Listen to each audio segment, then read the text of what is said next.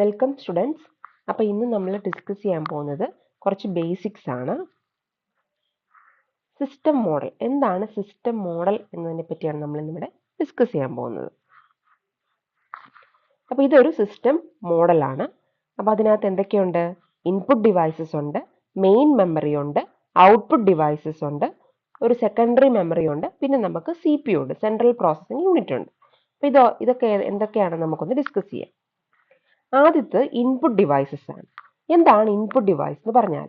Input device എന്ന് പറഞ്ഞാൽ ഒരു ഹാർഡ്വെയർ കമ്പോണന്റ് ആണ്. യൂസറിന് കമ്പ്യൂട്ടറുമായിട്ട് കമ്മ്യൂണിക്കേറ്റ് ചെയ്യാൻ വേണ്ടിയിട്ട് അല്ലെങ്കിൽ കമ്പ്യൂട്ടറുമായിട്ട് ഇന്ററാക്ട് ചെയ്യാൻ വേണ്ടിയിട്ട് ഉപയോഗിക്കുന്ന ഒരു ഹാർഡ്വെയർ കമ്പോണന്റ് ആണ് ഇൻപുട്ട് ഡിവൈസ് എന്ന് പറയുന്നത്. User share data with computer through input devices. നമ്മൾ കോമൺ ആയിട്ട് യൂസ് ചെയ്യുന്ന കുറച്ച് ഇൻപുട്ട് ഡിവൈസസ് ആണ് keyboard, mouse, touch pad, track ball, joystick, scanner, microphone, camera, game controller. ഇതൊക്കെ ഇൻപുട്ട് ഡിവൈസസിന്റെ എക്സാമ്പിൾ ആണ്. നമുക്ക് പറയാനുള്ളത് നമ്മൾ കമ്പ്യൂട്ടറിനോട് പറയുന്നത് ഇൻപുട്ട് ഡിവൈസസ് യൂസ് ചെയ്തിട്ടാണ്. അടുത്തത് മെയിൻ മെമ്മറിയാണ്. മെയിൻ മെമ്മറിയുടെ മറ്റൊരു പേരാണ് പ്രൈമറി മെമ്മറി അല്ലെങ്കിൽ റാൻഡം ആക്സസ് മെമ്മറി.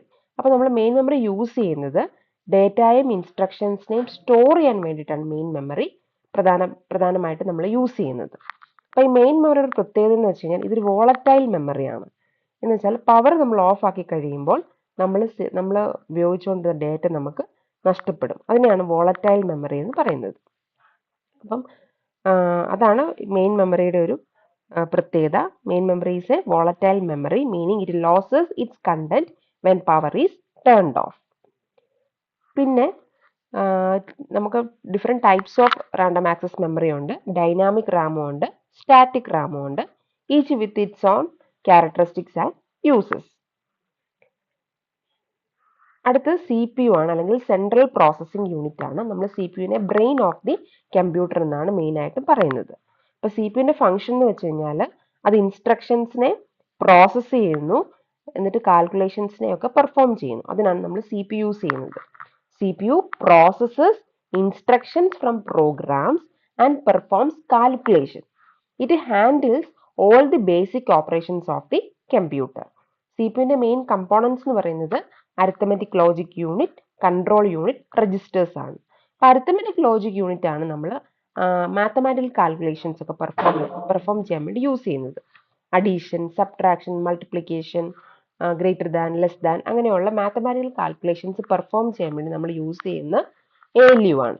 ഇനി കൺട്രോൾ യൂണിറ്റ് എന്ന് പറഞ്ഞാൽ കൺട്രോൾ ചെയ്യാൻ വേണ്ടിയുള്ള ഒരു യൂണിറ്റ് ആണ് ഈ കൺട്രോൾ യൂണിറ്റ്. മീൻസ് അത് directs the operation of the CPU and coordinate activities between the CPU and other components.